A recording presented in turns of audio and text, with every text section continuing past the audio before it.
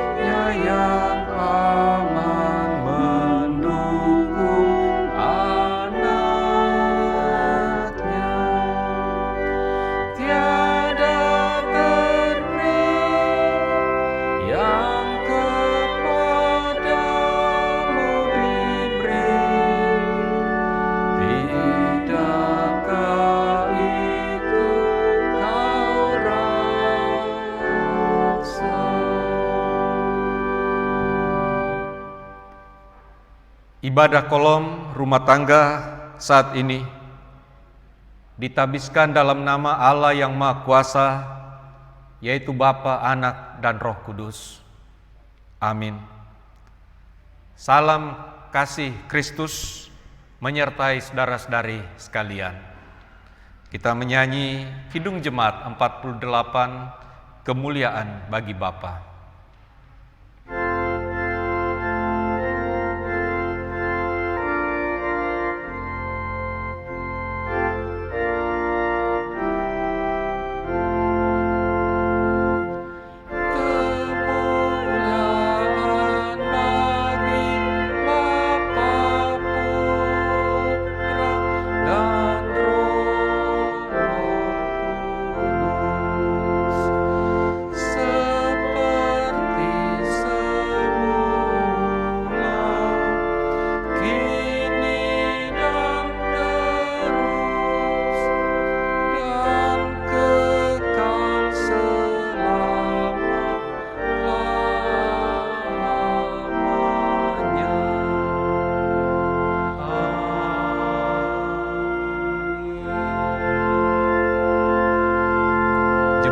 Silakan duduk. Mari kita berdoa untuk pelayanan firman Tuhan.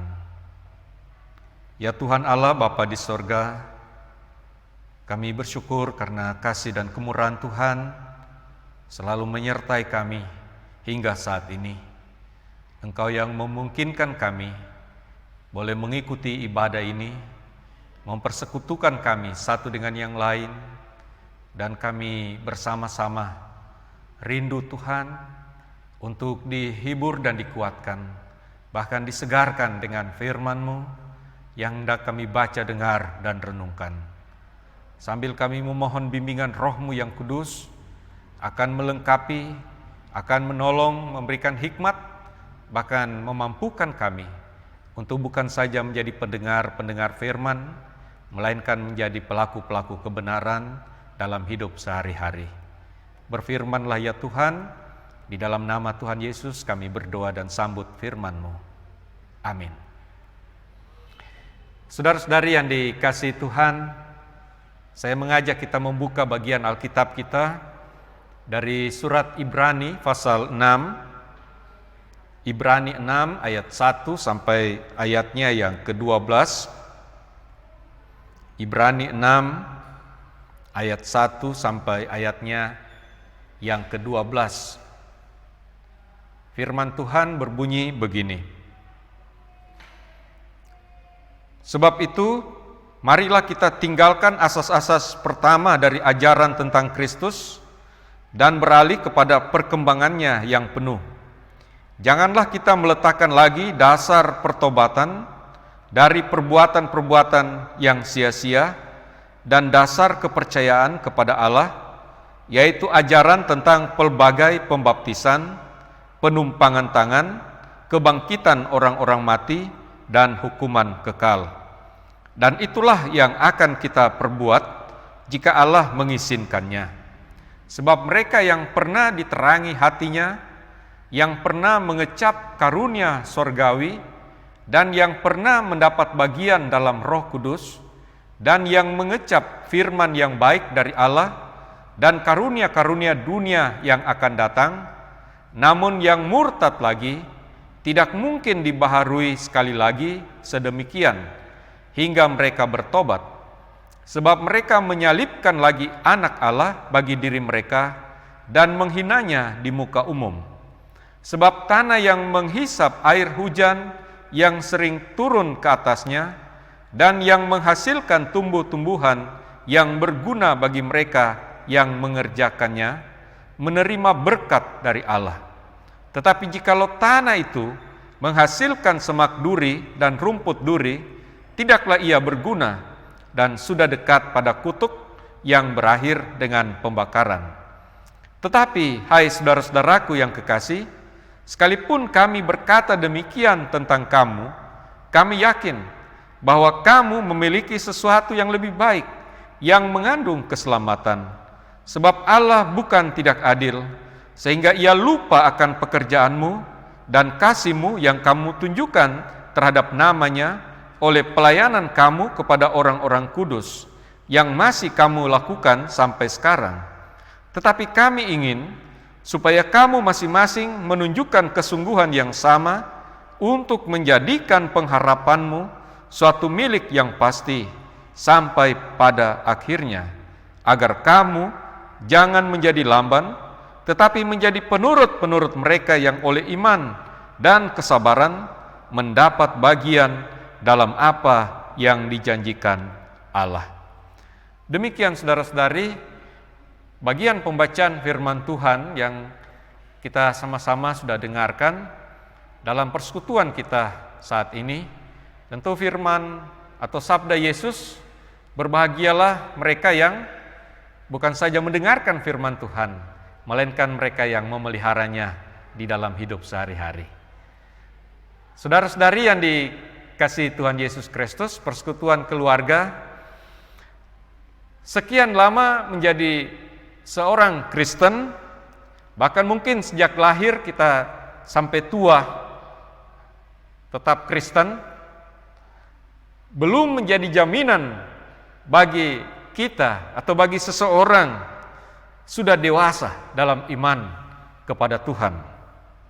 Ada banyak orang yang sudah lama menjadi Kristen, namun imannya tetap kerdil. Imannya tidak bertumbuh. Masih tetap seperti anak-anak.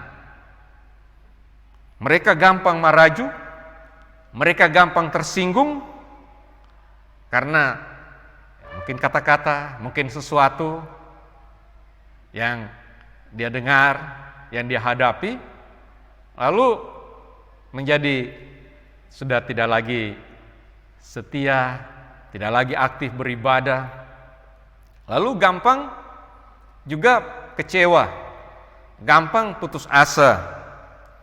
Juga mereka tidak mampu menampakkan kehidupan yang dewasa dalam Tuhan. Mereka justru menunjukkan hal-hal yang sama sekali memperlihatkan iman yang kekanak-kanakan, iman yang tidak dewasa. mereka belum memahami benar tentang kekristenan, dan mereka tidak dapat memenuhi panggilan sebagai orang Kristen di tengah-tengah masyarakat. Persekutuan keluarga yang dikasihi Tuhan Yesus Kristus, penulis Ibrani juga sedang menghadapi jemaat yang lama menjadi Kristen, namun sifat mereka masih belum dewasa dalam iman. Mereka masih belum memahami dan masih selalu suka memperdebatkan soal-soal yang bagi penulis Ibrani adalah asas-asas pokok, asas-asas dasar memang, tetapi yang sangat, yang hanya mungkin menjadi konsumsi bagi para pemula, bagi anak-anak, seperti anak-anak yang masih memerlukan susu. Lihat Ibrani 5 ayat 12. Waktu dan energi mereka habis hanya untuk mempersoalkan tentang pelbagai pembaptisan, tentang penumpangan tangan, tentang kebangkitan orang-orang mati, dan hukuman kekal. Menurut penulis Ibrani, jika hal-hal ini jemaat masih sibuk, hanya masih berputar-putar hanya di sekitar itu saja, maka itulah menunjukkan bahwa mereka belum dewasa. Hal itu menunjukkan bahwa mereka masih kanak-kanak dalam iman. Bagi penulis Ibrani, hal-hal itu sudah seharusnya tuntas. Hal-hal itu sudah seharusnya dipahami sebagai orang-orang percaya, tidak lagi menjadi persoalan bagi orang-orang percaya. Mereka sudah seharusnya melangkah maju lebih lagi, sehingga kepada kedewasaan penuh sebagai orang-orang Kristen. Jadi bagaimana mereka dewasa sebagai orang Kristen? Kedewasaan penuh sebagai orang Kristen oleh penulis Ibrani digambarkan pada ayat 7 sampai 8 sebagai tanah yang menghasilkan tumbuh-tumbuhan yang berguna, yang membuahkan berkat dari Allah. Itu tanda kedewasaan. Itulah kedewasaan di dalam iman, bahwa seorang bertumbuh, seorang menghasilkan buah-buah yang berguna, yang bermanfaat, sehingga mereka bukan saja diberkati oleh Tuhan, beroleh berkat, tetapi juga yang bermanfaat, yang menjadi berkat bagi orang-orang yang ada di sekitar mereka. Tentu hal ini berlawanan dengan tanah yang menghasilkan semak duri dan rumput duri yang tidak berguna, yang akan berakhir dengan pembakaran.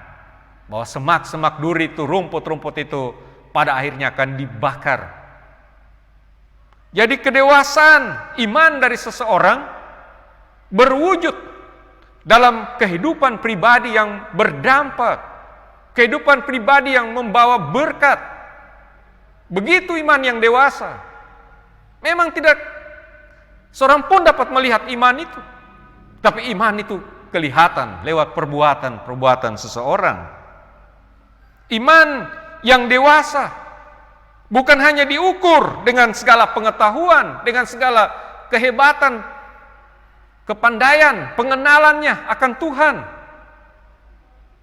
tetapi bagaimana ia atau seorang itu menjalani kehidupan sesuai dengan kehendak Tuhan, yang menghadirkan Tuhan dalam segala keadaan, dalam segala perkataan dan perbuatan hidupnya. Iman yang dewasa bukanlah sekedar teori, bukanlah sekedar seorang yang hebat dalam pengetahuan, tetapi iman yang dewasa, iman yang nyata di dalam kesalehan hidup, di dalam kehidupannya sehari-hari, yang kelihatan, yang dilihat, yang disaksikan oleh orang-orang lain, menjadi surat-surat Kristus yang dapat dibaca, yang terbuka bagi semua orang, sehingga Tuhan dimuliakan di dalam hidup mereka. Persekutuan keluarga yang dikasihi Tuhan, nasihat firman Tuhan ini tentu masih relevan dengan kehidupan kita dewasa ini, kehidupan jemaat dewasa ini, apalagi di tengah berbagai permasalahan hidup yang semakin kompleks di era postmodern ini, di mana saat ini secara khusus kita sedang bergumul dengan berbagai tantangan dan pergumulan karena pandemi COVID-19 ini. Bagaimana kehadiran kita sebagai orang-orang yang percaya kepada Tuhan? Bagaimana kita menunjukkan kedewasaan dalam iman kita, dalam memenuhi panggilan Tuhan untuk menjadi saksi-saksinya dan melayani sesama yang membutuhkan perhatian, pertolongan, dan kasih sayang, menjadi perpanjangan tangan Tuhan supaya nama Tuhan dimuliakan. Ataukah kita masih sibuk mempersoalkan segala sesuatu tanpa melakukan sesuatu yang berdampak?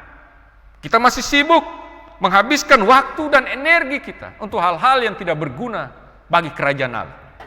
Mungkin berguna bagi memuaskan hati kita, pikiran kita, tetapi tidak berdampak bagi orang-orang lain. Kita diingatkan, saudara-saudari, marilah kita meninggalkan segala perdebatan yang tidak berguna itu, yang justru sering membawa pertikaian dan konflik di antara kita sendiri.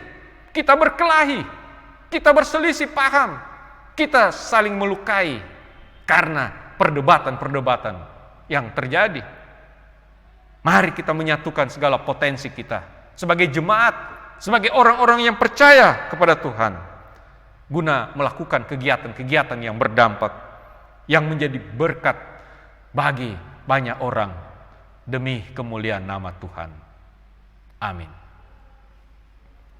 Kita menyambut berita firman Tuhan ini dengan menyanyi Kidung Jemaat 282. Seluruh umat Tuhan olehnya dikenal.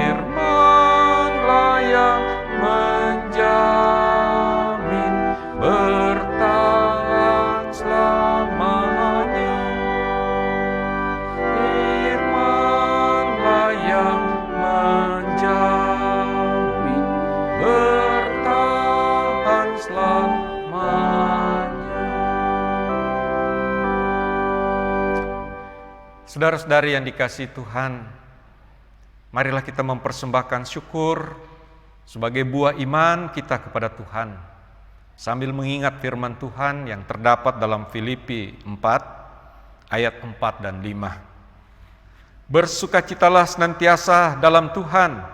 Sekali lagi kukatakan bersukacitalah. Hendaklah kebaikan hatimu diketahui semua orang. Tuhan sudah dekat. Kita memberikan persembahan sambil menyanyi Kidung Jemaat 433.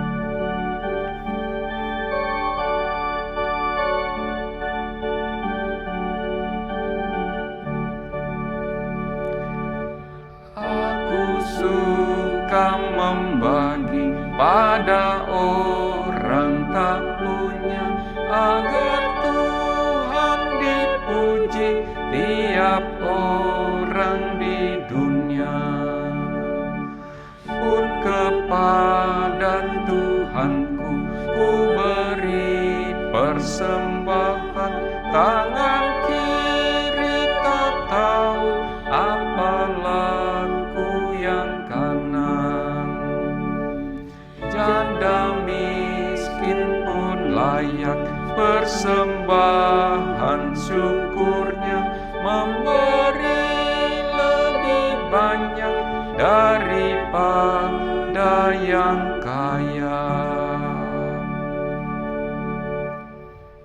Mari kita tundukkan kepala, kita berdoa.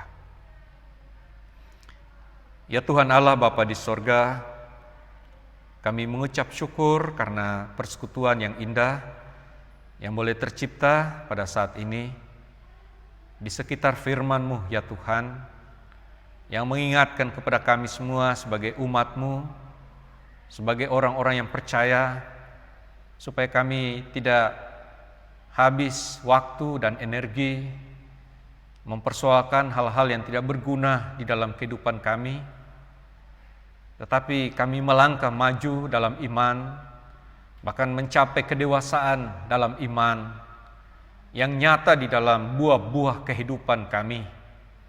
Kami diingatkan supaya bagaikan tanah yang menghasilkan tumbuh-tumbuhan yang bermanfaat.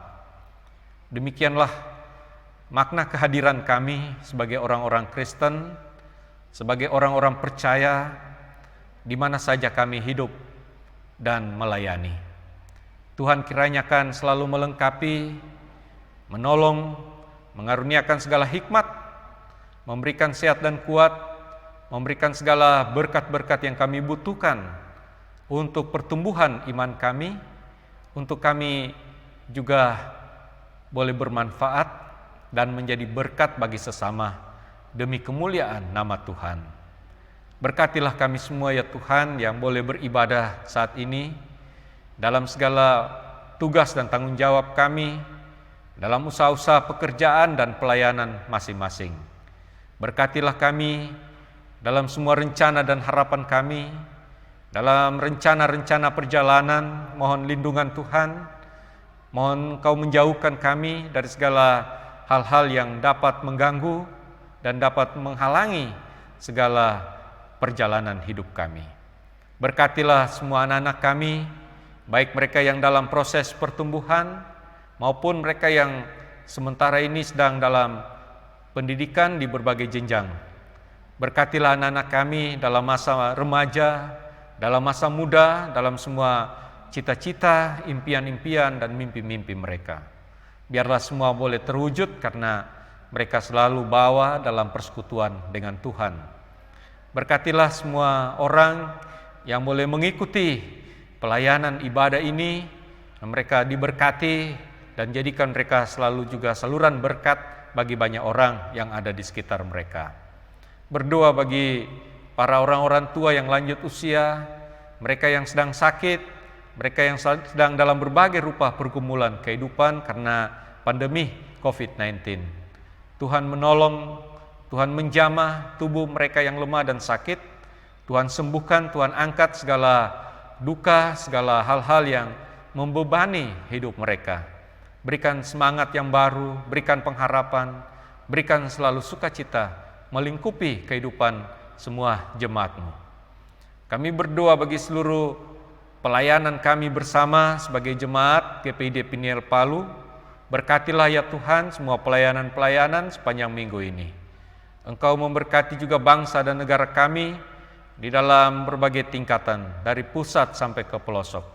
Berkati pemerintah daerah Sulawesi Tengah, berkati pemerintah daerah Kota Palu, dengan segala rencana program, tapi juga segala pergumulan yang dihadapi, teristimewa berkaitan dengan memutus mata rantai dari penularan virus corona baru. Berkatilah ya Tuhan semua tenaga kesehatan, semua orang yang Kau pakai untuk dapat menjaga, melindungi, bahkan menolong semua orang yang terpapar COVID-19. Ya Tuhan Allah, kami sudah memberikan persembahan syukur, kiranya Tuhan kuduskan berkati persembahan kami, supaya dapat digunakan di dalam pelayanan-pelayanan jemaat-Mu. Inilah doa kami ya Tuhan, kami mohon ampun atas segala dosa-dosa kami, kuduskan dan layakkan kami selalu. Dan biarlah ya Tuhan, kami senantiasa boleh menjalani hidup sepanjang hari ini, bahkan sepanjang pekan ini, sepanjang waktu yang Tuhan anugerahkan kepada kami, dan kami menunjukkan buah-buah yang baik, supaya nama Tuhanlah yang dipuji dan dimuliakan di tengah-tengah kehidupan kami. Dalam nama Tuhan Yesus Juru Selamat, kami sudah berdoa. Amin. Saudara-saudari yang dikasihi Tuhan, saya jemput kita sekalian berdiri, dan mari kita menyanyi Kidung Jemaat 413, Tuhan pimpin anak-Mu.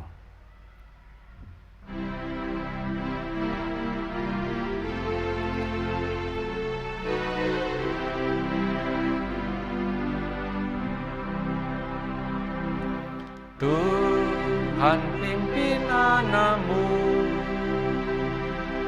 agar tidak tersesat, akan jauhlah seteru bila kau tetap dekat.